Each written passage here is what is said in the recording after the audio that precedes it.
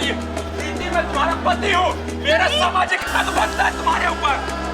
ये आज तक लोगों को हाँ, हाँ, अगर आज मैं रुक गया तो इस समाज को क्या को दिखाऊंगा मैं।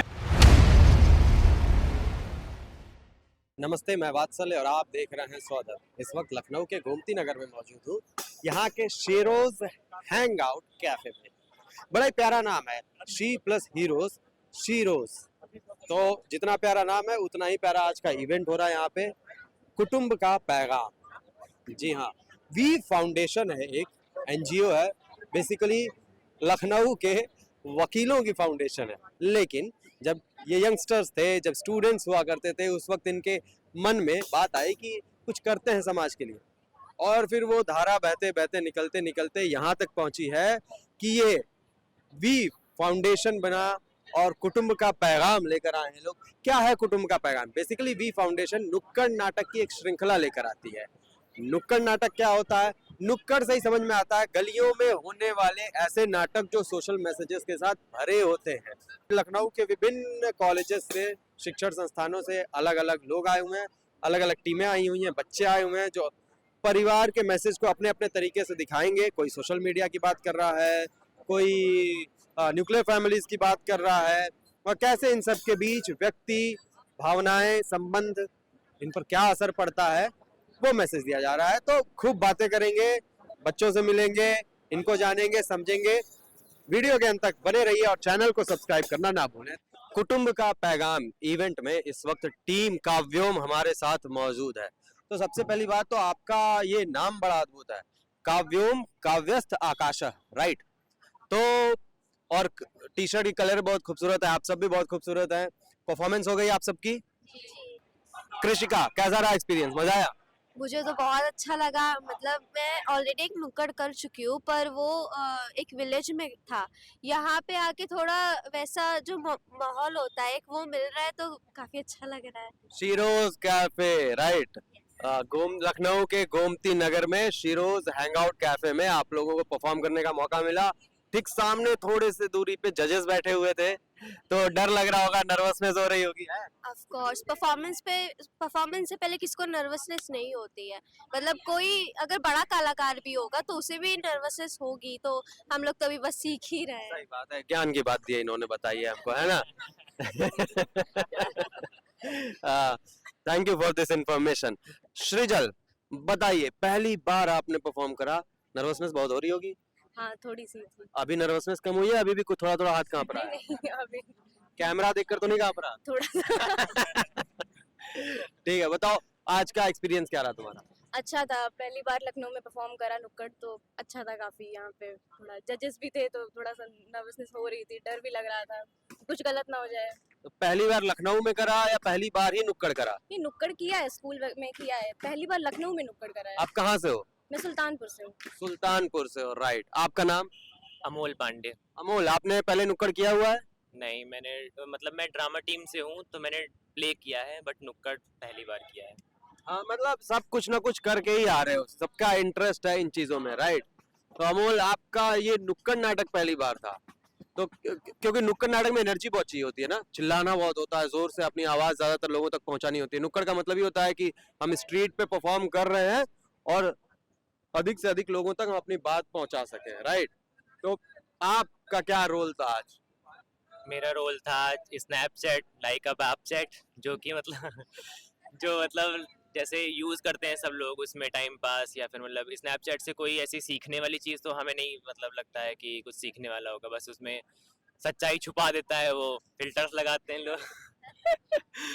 बाकी बस ऐसे ही, बाकी सब लोग बाकी इंस्टाग्राम के बारे में मतलब पिस्ताग्राम, और बाकी अच्छा, इंस्टाग्राम बन गया पिस्ताग्राम और स्नैपचैट बन गया बाप चैट, और क्या क्या अनोखी चीजें लेकर आते आप? और था फेसबुक बन गया केसबुक। अच्छा, हाँ। फेसबुक बन गया केसबुक। कोई कोई नीला ड्रम वगैरह का कंसेप्ट तो नहीं था? नवरस ड्रामा क्लब, ये टीम, नाम सही बोला मैंने? हाँ। तो नवरस ड्रामा टीम के साथ इस वक्त हूँ मैं। और आप कौन से कॉलेज को रिप्रेजेंट कर रहे हैं? Study hall.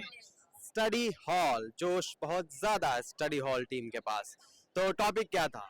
परिवार। परिवार, कुटुंब का पैगाम। आप लेकर आए हैं, क्या पैगाम दिया आपने? पैगाम ये दिया कि आजकल की जनरेशन जो परिवार के साथ नहीं रहना चाहती है, जॉइंट फैमिली होके भी फैमिलीज में जो डिफरेंसेस क्रिएट होते हैं, मतलब लाइक चाचा में, कजन्स में एंड ऑल दैट, फैमिलीज में, उन सबको रिप्रेजेंट किया। हमने 2-3 एक्ट्स किए, पहले में ये किया, दूसरा कोविड में क्या मतलब सब फैमिलीज अलग अलग हो रहे थे, उसको रिप्रेजेंट किया। थर्ड में हमने रिप्रेजेंट किया कैसे जो एक साथ जॉइंट फैमिली रहती है, आजकल लोग फॉरेन जाने का ट्राई करते हैं अपनी फैमिली से जॉब वॉब के चक्कर में या कुछ भी, एम्प्लॉयमेंट उनको वहाँ पे अच्छी मिलती है, उसको रिप्रेजेंट किया। देन जो बेटे हैं वो माँ को छोड़ के चले जाते हैं, फिर फैमिली का उनके पीछे क्या हॉल होता है, उनके पास वो ना कांटेक्ट करते हैं ना कुछ, वो सब हमने रिप्रेजेंट किया। मतलब बहुत सारे मुद्दे थे आपके पास कवर करने को। कितना टाइम लिया इतना सब कुछ आपने दिखा दिया? 18 मिनट्स। 18 मिनट्स में आपने सब दिखाया है। कौन बेचारी माँ बने थे? बेचारी माँ आप थी? जी। आप बताइए क्या क्या प्रताड़नाएं की गई आपके साथ? मेरे साथ मेरा बेटा मेरे को छोड़ के चला जाता है, उसे मतलब और कोई रीजंस नहीं मिलते, वो कहता है कि मुझे यहाँ नहीं पढ़ना, मुझे बाहर पढ़ना है, और वो मुझे छोड़ के जाता है। देन मैं उसे बात करना चाहती हूँ पर वो मेरा फोन नहीं रिसीव करता या खुद से भी कभी बात नहीं करना चाहता, तो बहुत ऐसा लगता है कि हाँ मेरा बेटा मेरे साथ था और अब मेरे से इतना दूर गया कि वो पूरा बदल। कौन था बेटा? कौन था बेटा? सामने आओ। क्या किया माँ के साथ तुमने? कुछ नहीं, मुझे अपने दोस्तों के साथ बाहर एंजॉय करना था, बाहर पढ़ने जाना था, तो मैं चला गया था। Hostel life. ओके। और माँ रो रही थी? हाँ, रो ही रही थी। क्या संदेश दिया आपने? संदेश तो हमने यही दिया था कि पढ़ने जाना था बाहर। हाँ। अब उसको आप कुछ भी बोल लीजिए, मुझे जाना था बाहर, एंजॉय करना था, एक्सप्लोर करना था मेरे को, कि हाँ बाहर और भी दुनिया में क्या क्या चीज होती है वो एक्सप्लोर करना था, इसलिए मैं निकल गया। और माँ? माँ बेचारी घर में रह माँ गई। माँ माँ को एक्सप्लोर नहीं करना था? माँ के साथ मैंने जिंदगी एक्सप्लोर कर ली थी, माँ घर में काम कर रही, तो मुझे अपनी इसको life आपने explore कैसे करनी एड्रेस थी। करा है? ये कह रहा है मुझे एक्सप्लोर करना था, माँ कह रही है मैं अकेली छूट रही हूँ। बताओ आपने क्या मैसेज दिया फिर? मैंने नहीं दोनों का हाँ, आपकी टीम ने क्या मैसेज दिया है? ठीक है, बताओ कैसे समन्वय बैठे? वो उसको एक्सप्लोर भी करना है, माँ को भी साथ रहना है। बताओ आप। माँ के साथ वो नहीं रहना चाह रहे, जिसने माँ ने बच्चे को बड़ा किया, तो उसके पास भी तो पॉइंट है, वो कह रहा है मुझे एक्सप्लोर नहीं करने दे रही। माँ ने उसको मना नहीं किया एक्सप्लोर करने से, बट माँ को छोड़ के ना जाए ना, माँ को साथ में लेके जाए। माँ को साथ लेके जाएगा तो पापा पीछे छूट जाएंगे। ये इल्जाम लग रहे हैं। तो मैं ये सोच रहा था मैं एक्सप्लोर करूंगा, बाहर जाऊंगा, अपना खुद का घर बनाऊंगा, तब मम्मी पापा को साथ में लेके आऊँ। लेकिन इन्होंने शादी कर ली वहाँ पे और मम्मी पापा को बताया भी नहीं। नहीं नहीं, अभी शादी की नहीं मैंने। लड़की का चक्कर बाबू भैया। ये में ये उतना खो गए कि अपने माँ बाप से बात करने तक का इनके पास टाइम नहीं था।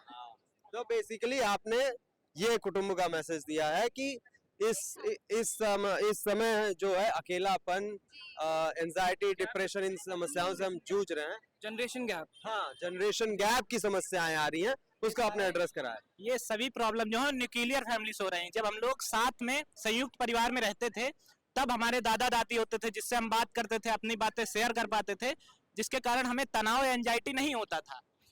अब क्या हो गया है कि न्यूक्लियर फैमिली हो गई है, जिससे हमको अपने आप को एक्सप्रेस करने के लिए या बताने के लिए सब अपने काम में बिजी है, मौका नहीं मिलता है और हम तनाव लेते हैं और कई प्रकार के मानसिक तनाव, डिप्रेशन हो जाते हैं हमें। देखो वो तो ऐसी बात है कि पीछे जाकर के किसी ने देखा तो है नहीं कि जॉइंट फैमिलीज में कितने परेशानियां होती थी या उनको मेंटल हेल्थ की कितनी समझ थी, है ना। और न्यूक्लियर फैमिलीज होती जा रही है, लेकिन जनसंख्या 140 करोड़ से ऊपर हो चुकी है और अभी बढ़ेगी, कम होने का नाम नहीं ले रहा है। सही है। तो बात समझदारी की है, बात समझ की है, चाहे आप जॉइंट में रहो, चाहे आप न्यूक्लियर फैमिली में रहो। और इनफैक्ट इंडिया में वर्तमान में ये हाल है कि लोग फैमिली में रहते हुए भी इनको ये एहसास नहीं है कि वो अकेले कितने हैं जीवन में, है ना। तो चलो, बात करने के लिए नहीं होता है, हाँ, शेयर करने के लिए नहीं होता है। चीजें जो शेयर करना चाहते हैं, लैक ऑफ टाइम की वजह से लोग अकेलापन महसूस करने लगते हैं, चाहे वो फैमिली में हो या ना हो। बेसिकली हम अपने आप को नहीं समझते हैं तो हम दूसरे को कैसे समझेंगे। लोग क्वालिटी ऑफ लाइफ के पीछे इतना भाग रहे हैं, पैसा कमाना है, पर जिनके लिए कमाना है उनको तो छोड़ के ही चले जा रहे हैं। Exactly. The quality of life is the problem, right? Okay, that was a very fruitful conversation. I loved this conversation with you guys. And are you guys hopeful for the next round? Yes. पक्का? पक्का। जिस team से बात कर रहा हूँ वो यही कह रही है अगले राउंड में जाएंगे, सोच लो। तो जाएंगे सर, बाकी जाएंगे बाकियों का। ओके, तो ये कॉन्फिडेंस बना हुआ है, बाकी तो हम आपको दिखा ही रहे हैं कौन आ रहा है कौन नहीं आ रहा है। आपको फिर से मौका मिलेगा हमसे बात करने का। ये पिछली टीम ने भी यही बोला था।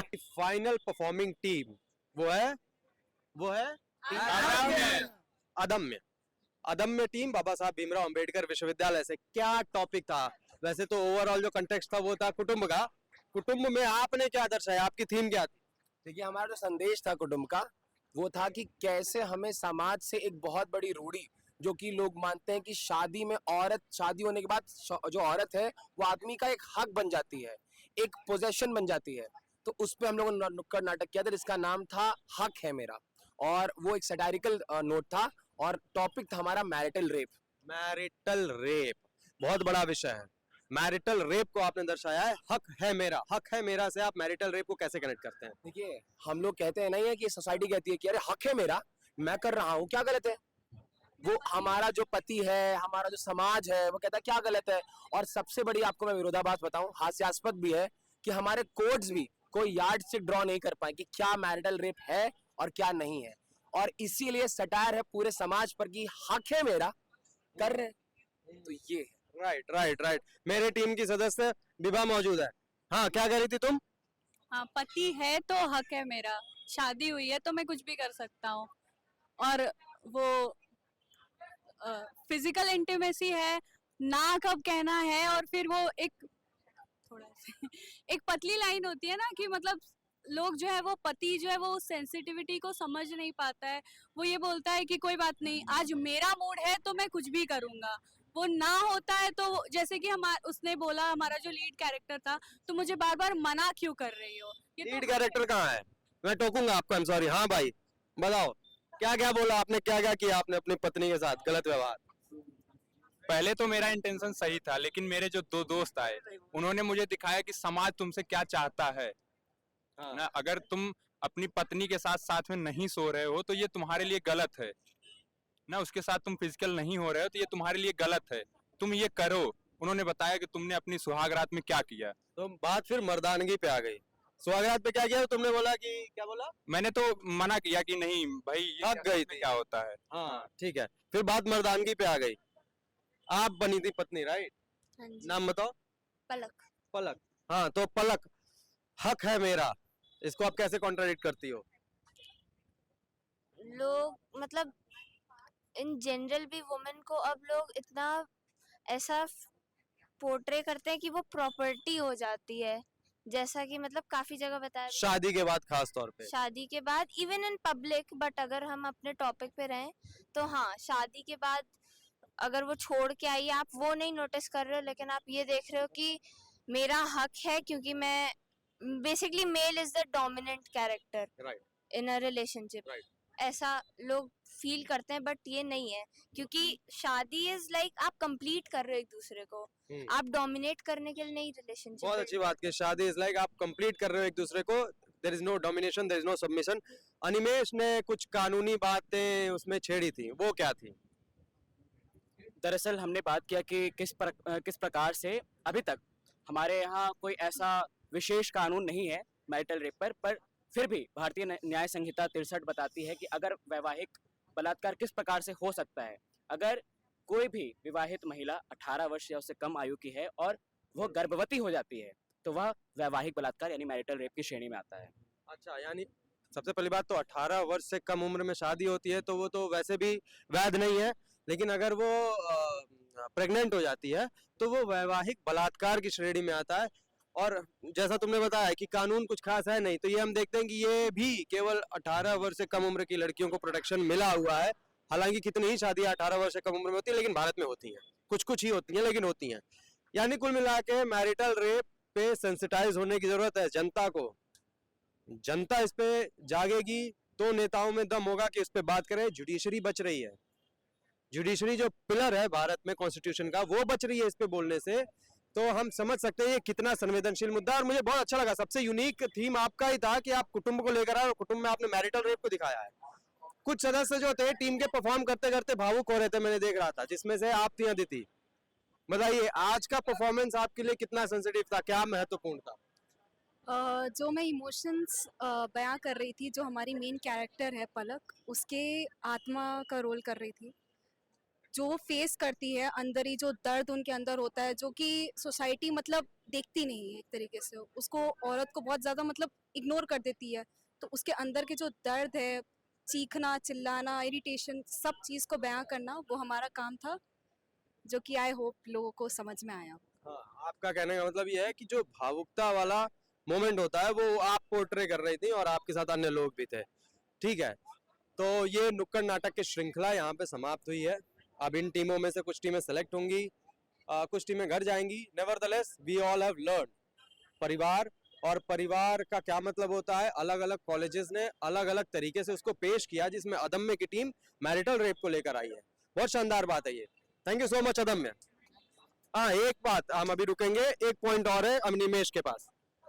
दरअसल अभी जो युग है वहाँ पर जो हमारे जो नए युवा है वो कहीं ना कहीं आजकल मीम बन गया है नुक्कड़ नाटक। हम मीम में देखते हैं कि नुक्कड़ नाटक पे हम मजाक उड़ाते हैं, मगर हमें ये बात समझनी पड़ेगी कि नुक्कड़ नाटक की शुरुआत किस परिप्रेक्ष्य में किया गया था।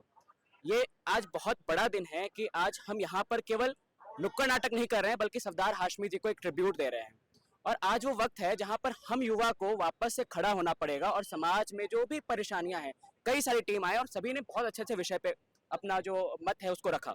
तो ये बात उन सभी आप जो भी देख रहे हैं आपके लिए है कि नुक्कड़ नाटक को आप हीन भाव से ना देखें, क्योंकि ये एक कला है और कला को हम सभी जिंदा रख सकते हैं। इसीलिए हमारी भी यही कोशिश है कि हम पीढ़ी दर पीढ़ी नुक्कड़ नाटक को आगे बढ़ाएं और आप इसे देखें और समझें, आप इसको परखें और तब इससे जो हम सामाजिक विषय जो हम आपके सामने उजागर करना चाह रहे हैं आप उसे समझें। धन्यवाद। बहुत बहुत अच्छी बात की अनिमेश ने। सरदार हाशमी जो है उनको क्रेडिट दिया जाता है कि उन्होंने नुक्कड़ नाटक का चलन, नुक्कड़ नाटक जैसी कोई चीज भी होती है वो उन्होंने शुरू करा था और उस चीज को आप लोग आगे लेके जा रहे हैं। नुक्कड़ नाटक इसीलिए महत्वपूर्ण है क्योंकि ये रोड पे परफॉर्म किया जाता है, आम जनता से सामने जा करके उनसे रूबरू होकर उनको मैसेज दिया जाता है। So thank you Animesh for that. हाँ, टीम कॉल आप अपनी बताइए। चलिए, बिल्कुल। हक है मेरा, हक है मेरा, हक है मेरा, हक है मेरा। आज के इवेंट की सारी परफॉर्मेंसेस हो चुकी हैं। 10 से अधिक टीम्स थी और सभी ने परिवार पे, कुटुंब के ऊपर अपना पैगाम दिया, अलग अलग तरीकों से परिवार के अलग अलग मुद्दों को उठाया। और इन परफॉर्मेंसेस में, इन इवेंट्स में सबसे महत्वपूर्ण रोल केवल वो टीमें परफॉर्म नहीं करती हैं, केवल वो परफॉर्मर्स परफॉर्म नहीं करते हैं, जजेस का भी बड़ा रोल होता है। और जजेस जो होते हैं वो सांसें बांध कर रखते हैं सभी टीमों की। और आज भी वही हो रहा है, परफॉर्मेंस हो जाने के बाद भी एक भी टीम अभी तक हिली नहीं है क्योंकि उन्हें रिजल्ट का वेट है। वो उधर रिजल्ट का वेट कर रहे हैं, हमने इधर जजेस को पकड़ लिया है। तो हम आज के जजेस से बात करने जा रहे हैं और इनसे जानेंगे कि मैम आपने आज कैसे जज किया है, आज का इवेंट कैसा रहा और इन्होंने इनके क्या अनुभव रहे। मैम, सबसे पहले आप अपना नाम बताएं। मेरा नाम डॉक्टर शिवानी कटारा है। बेसिकली मैं एक मेडिकल डॉक्टर हूँ और साथ में एक सोशल साइंटिस्ट भी हूँ। मेरी पीएचडी है सोशल मेडिसिन में।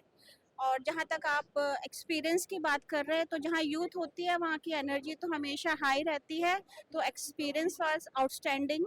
जितने भी एक्ट्स हुए उसमें बहुत यूनिक उन्होंने टॉपिक्स उठाए जो कि सामाजिक रूप से रेलेवेंट थे, चाहे वो मैरिटल रेप हो, चाहे डोमेस्टिक वायलेंस हो। और हर एक्ट एक संदेश दे रहा था। और सबसे इम्पोर्टेंट चीज़ जो उसमें थी, वो जो एफर्ट बच्चे पुट कर रहे थे।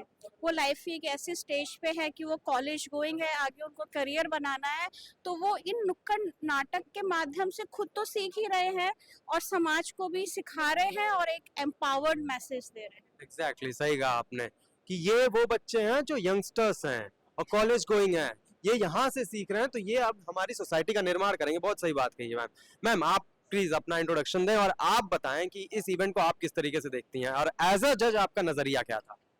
मेरा नाम आस्था शर्मा है और मैं एक क्लिनिकल साइकोलॉजिस्ट हूँ।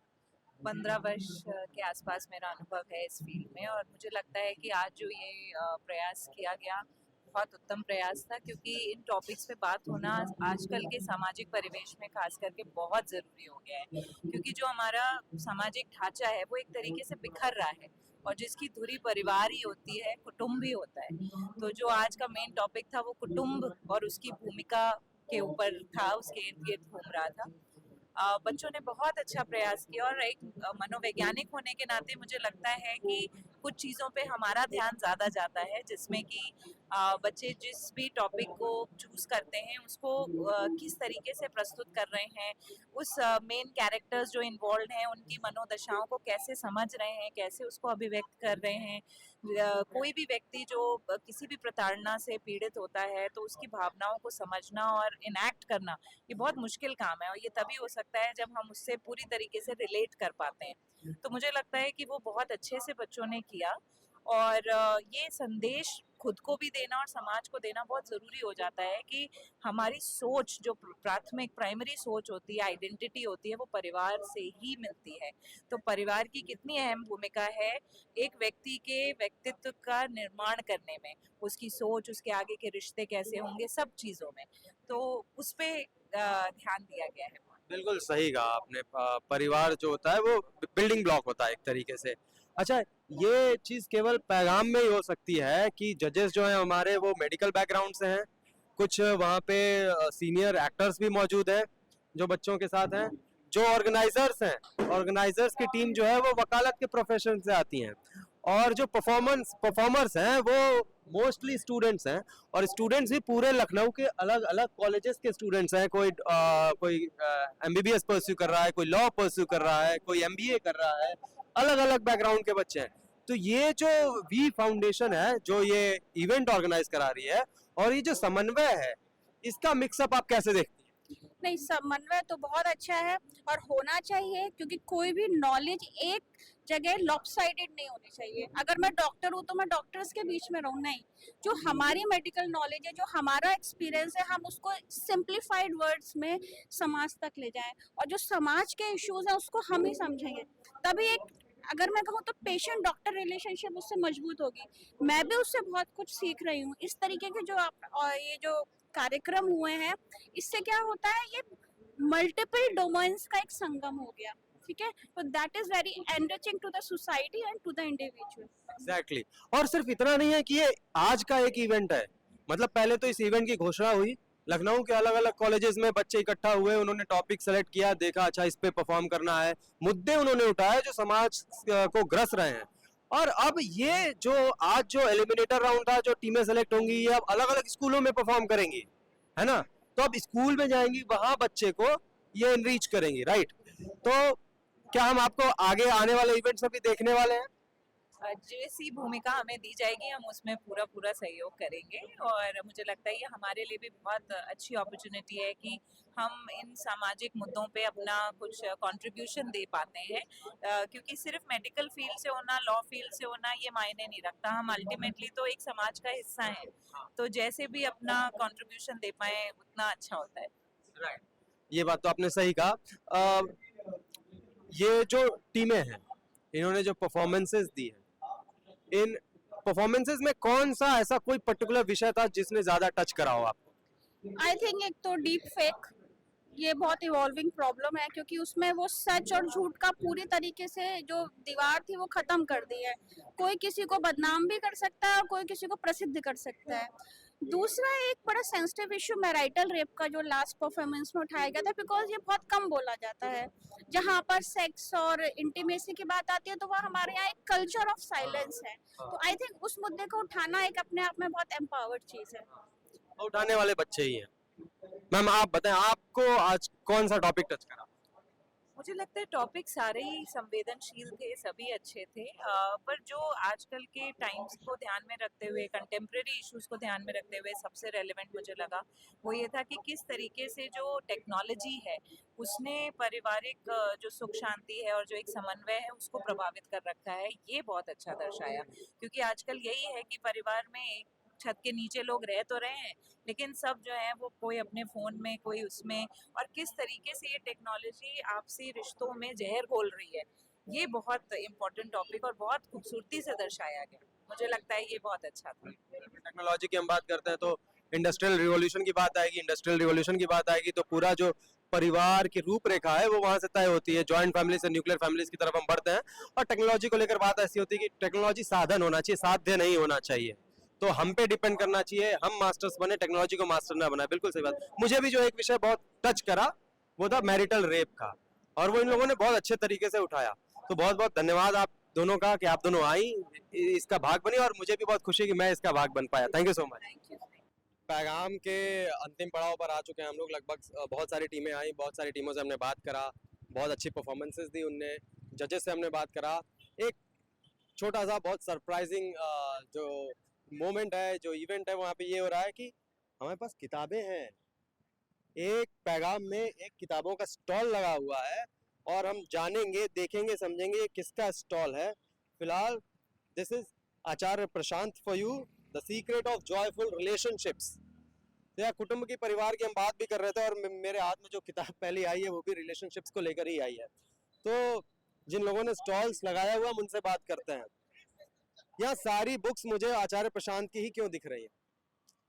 आचार्य प्रशांत, जैसे कि अभी मैं बताता हूँ, जैसे कि जो यहाँ नुक्कड़ नाटक हो रहे थे वो कहीं ना कहीं सभी सामाजिक मुद्दों पर ही थे।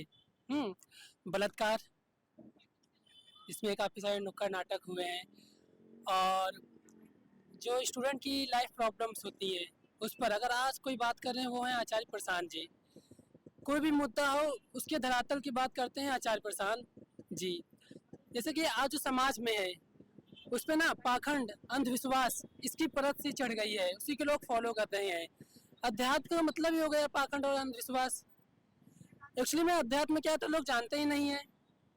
अध्यात्म वेदांत और उपनिषद जो उसके अन्य लोग भी तो केवल आचार्य प्रशांत ही क्यों है? अन्य लोग भी तो बातें कर रहे थे, केवल आचार्य प्रशांत की किताबें क्यों देख पा रहा हूँ? क्योंकि ये आज के समय के लेखक हैं और हम सभी जानते हैं कि ये IIT, IIM और UPSC सिविल सर्वेंट रह चुके हैं, तो इनकी हर टॉपिक को लेकर बहुत बेहतर अंडरस्टैंडिंग है। ये आज के ऑथर हैं जो आज की प्रॉब्लम को बहुत एक बात और ये बताने से चूक रहे हैं, शिबू नाम है इनका। यहाँ पे आचार्य प्रशांत की किताबें इसलिए हैं केवल क्योंकि ये आचार्य प्रशांत जी से शिक्षा लेते हैं, गीता सत्र लेते हैं उनसे, अष्टावक्र गीता, कठोपनिषद, भगवत गीता, अन्य ग्रंथों पे शिक्षा लेते हैं ना। जी, बिल्कुल। मैं भी लेता हूँ, मैं भी आचार्य प्रशांत का ही स्टूडेंट हूँ, इसलिए हम सबने मिलकर यहाँ पे स्टॉल लगाया हुआ है ये। हाँ बताओ। और जैसे कि कहते हैं राष्ट्र का निर्माण अगर करना है तो हमें वो चीज़ लानी होंगी जो सुभाष चंद्र बोस, स्वामी विवेकानंद जी के पास थे। वो थे वेदांत, उपनिषद, वो दर्शन जो इन्हें ऊंचा श्रेष्ठ बनाता है। और वो आज तो समाज से तो हट ही चुका है, हमारी शिक्षा प्रणाली से भी हट चुका है। तो आचार्य जी ये काम कर रहे हैं। बिल्कुल सही बात कहा। आचार्य जी अद्वैत वेदांत के दर्शन का पुनर्जागरण का काम कर रहे हैं और अद्वैत वेदांत के परिप्रेक्ष्य में ये तमाम किताबें, ये तमाम ग्रंथ वो हमें सिखा रहे हैं, समझा रहे हैं, इनका सही अर्थ हम तक पहुंचा रहे हैं। सुंदरी जी हमारे साथ मौजूद हैं। सुंदरी जी पहली बार बुक स्टॉल पे आई हैं। कितने समय से आप आचार्य प्रशांत जी से गीता सत्र ले रही हैं? 2 साल 3 महीने। 2 साल हो गए। कितनी अटेंडेंस है आपकी? 80%। 80% है, 20% रह रही है, ये अभी पूरा करेंगे अगले 3 महीनों में, है ना? बिल्कुल पक्का? कैमरे पे बोल रही हैं आप? जी बिल्कुल। चलिए बहुत बढ़िया। श्रुति जी कैसी हैं आप? बहुत बढ़िया। आज स्टॉल पे कितने दिन बाद आई? काफी टाइम हो गया है वैसे। तो आज कैसा लग रहा है आपको स्टॉल पे आकर के? बहुत अच्छा लग रहा है। लोगों से बात करने का मौका मिला? बिल्कुल बिल्कुल, लोगों से बात करने का मौका मिला, सीखने का मौका मिला, जानने का मौका मिला। बहुत अच्छा लग रहा है। एक सदस्य और है, संदीप जी, जो रेगुलर आते हैं, बहुत कर्मठ व्यक्ति हैं। संदीप बताइए कैसा चल रहा है बुक स्टॉल का आज? बढ़िया चल रहा है। लक्ष्मी जी आप कैसी हैं? बढ़िया है। आचार्य प्रशांत जीवन में आए से आपके जीवन में क्या बदलाव आए? बहुत सारे बदलाव हैं जिनको हम खुद भी बयान नहीं कर पाएंगे कि क्या बदलाव है। पहले डरे सहमे से रहते थे, अब नहीं, उतना डर अंदर नहीं रह गया है। कहीं आने जाने में बहुत डरते थे, वो भी नहीं रह गया है। मतलब आचार्य जी को सुनने से मुझे, मतलब मेरे अंदर इतना हीन भावना थी वो भी खत्म हुई है, डर था वो भी खत्म हो गया है। ये एक अलग मोमेंट क्रिएट हो गया है पैगाम के कार्यक्रम में, जहाँ पे आचार्य प्रशांत जी की भी एंट्री हो गई है, उनकी किताबें हैं, और ये था आज का पैगाम। धन्यवाद। अगले इवेंट के लिए फिर से नई वीडियो लेकर आऊंगा, बने रहिएगा। Thank you.